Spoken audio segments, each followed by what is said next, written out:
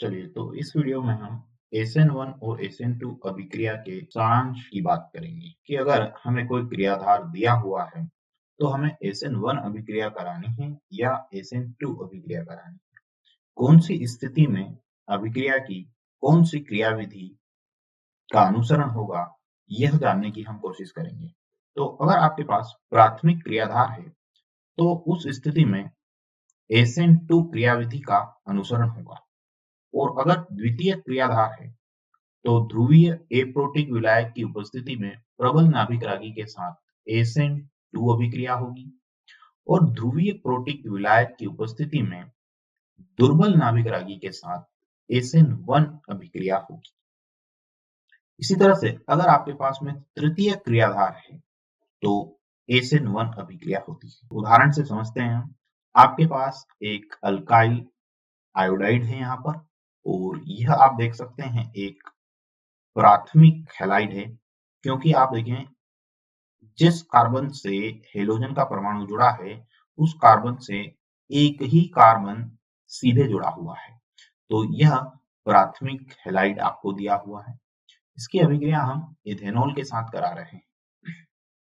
तो क्योंकि यह प्राथमिक हैलाइड है इसलिए यहाँ पर SN2 क्रियाविधि का अनुसरण होगा, यह SN2 अभिक्रिया रहेगी।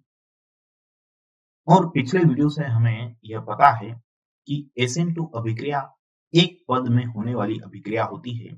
इसमें एक ही समय पर कार्बन और हेलोजन का बंध विदलित होता है, और उसी समय पर जो नाभिक रागी है वह कार्बन के साथ में बंध का निर्माण करता है। तो इथेनॉल का ऑक्सीजन इस आंशिक रूप से धनावेशित कार्बन के परमाणु पर आक्रमण करेगा, और यह आयोडीन जो कि आंशिक रूप से ऋणावेशित है, यह यहाँ से इलेक्ट्रॉन के युग्मों को लेकर के अवशिष्ट समूह की तरह यहाँ से निकल जाएगा। तो ऑक्सीजन इस कार्बन पर जब आक्रमण करेगा तो अपना जो एकाकी युग्म है उसका दान करेगा कार्बन को, जिसकी वजह से ऑक्सीजन के ऊपर एक पॉजिटिव चार्ज आ जाएगा। इससे एक हाइड्रोजन जुड़ा हुआ है और दो कार्बन जुड़े हुए हैं। तो यहाँ जो हमने लाल रंग से इलेक्ट्रॉन दर्शाए हुए हैं, मैं इन इलेक्ट्रॉन को यहाँ पर भी लाल रंग से दर्शा देता हूँ। अब जो इथेनॉल का दूसरा अणु रहेगा वह क्षार की तरह व्यवहार करके यहाँ से इस हाइड्रोजन को H पॉजिटिव के रूप में निकाल लेगा, जिससे कि यह इलेक्ट्रॉन युग्म ऑक्सीजन को मिलेगा और आपको अंतिम उत्पाद के रूप में यहाँ पर यह ईथर प्राप्त होगा। तो यह आपके पास में अंतिम उत्पाद आ गया। इस उत्पाद में कोई भी कायरल केंद्र नहीं है, और कायरल केंद्र नहीं होने के कारण हमें यहाँ पर इस अभिक्रिया के त्रिविम रासायनिक पहलुओं की बात करने की कोई जरूरत नहीं है। तो कायरल केंद्र नहीं होने के कारण हम यहाँ पर त्रिविम रसायन की कोई बात नहीं करेंगे। चलिए अगला उदाहरण समझते हैं। यहाँ आपको 2 डिग्री या द्वितीयक अल्काइल हैलाइड दिया हुआ है, और NaSH मतलब यहाँ पर सोडियम के ऊपर पॉजिटिव चार्ज रहेगा और SH के ऊपर नेगेटिव चार्ज रहेगा। इसका मतलब यहाँ पर जो SH माइनस है वो हमारे नाभिक रागी के रूप में कार्य करेगा। DMSO यह डाइमिथाइल सल्फोक्साइड है, जो कि एक ध्रुवीय एप्रोटिक विलायक होता है। तो जैसा कि हमने वीडियो की शुरुआत में देखा था कि अगर आपके पास द्वितीय क्रियाधार है और विलायक आपके पास प्रोटिक विलायक के साथ प्रबल नाभिक रागी है, तो अभिक्रिया जो होगी वो SN2 अभिक्रिया होगी। तो SH माइनस यह ऋणावेशित नाभिक रागी है, और ऋणावेशित नाभिक रागी प्रबल नाभिक रागी होते हैं।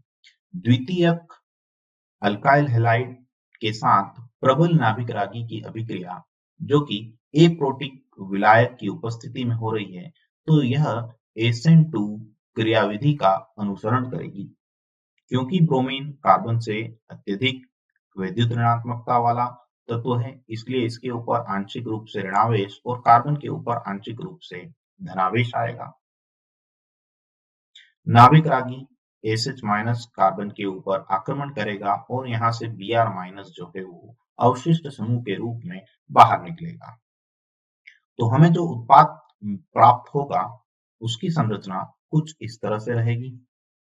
एक चीज का यहाँ पर आपको ध्यान रखना है कि यहाँ पर जो Br जिस कार्बन से जुड़ा हुआ है, आप ध्यान से देखें तो यह कायरल कार्बन है, क्योंकि यह कार्बन 4 भिन्न समूहों से जुड़ा हुआ है और इस स्थिति में विन्यास का प्रतिपन्न होगा।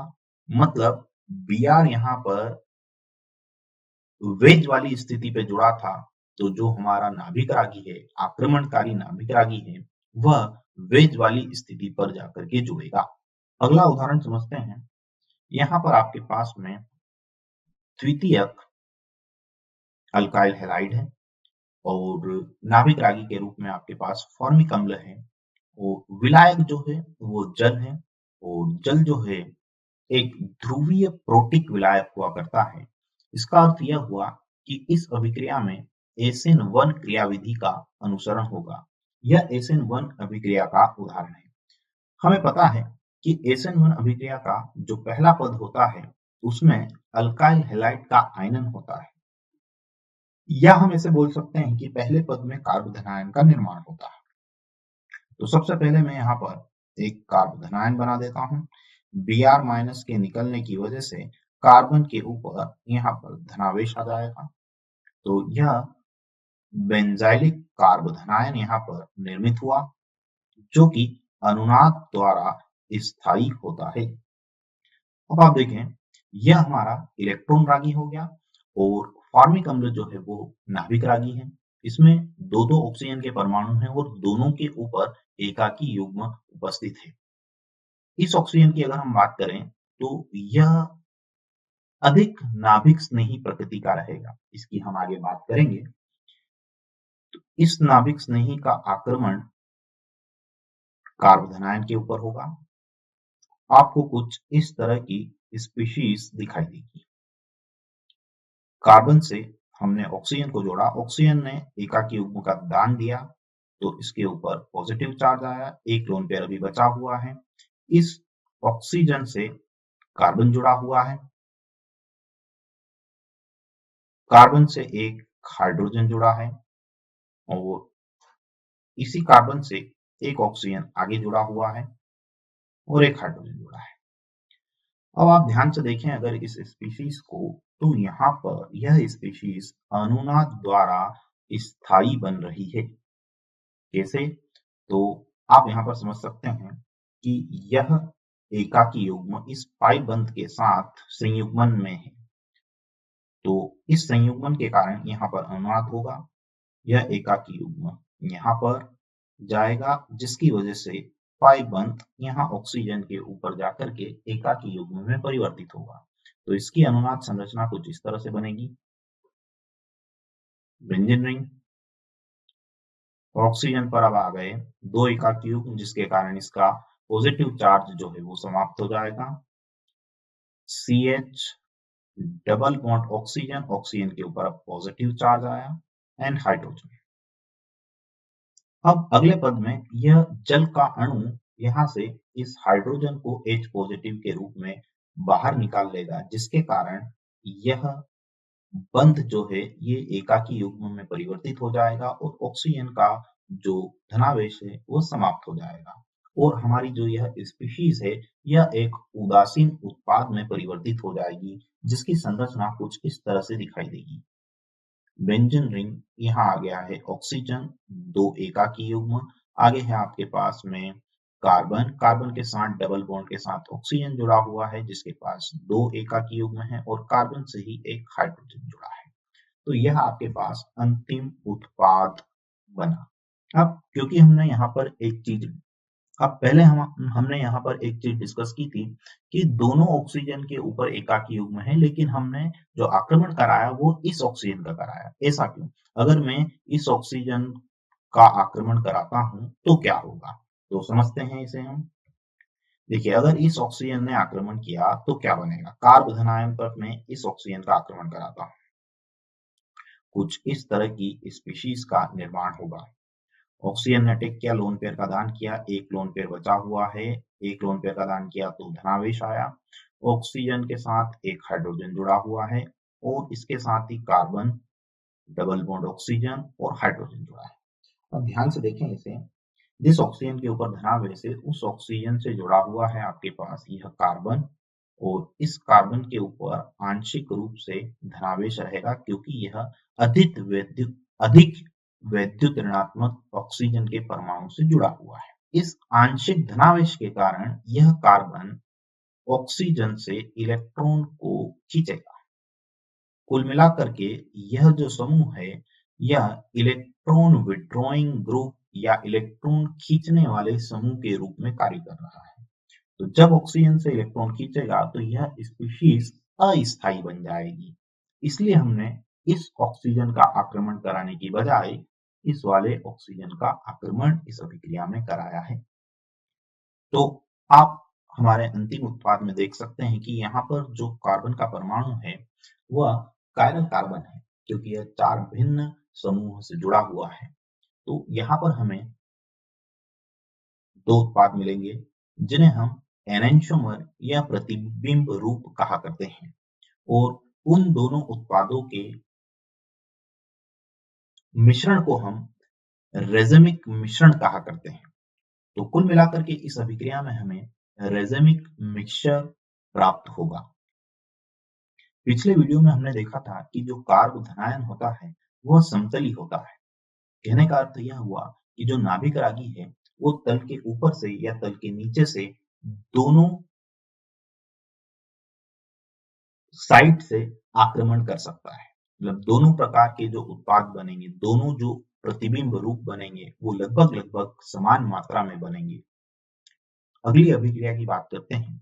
यहाँ पर हमारे पास है तृतीयक अल्काइल हैलाइड, और तृतीयक अल्काइल हैलाइड के केस में जो अभिक्रिया होगी वो होगी SN1 अभिक्रिया।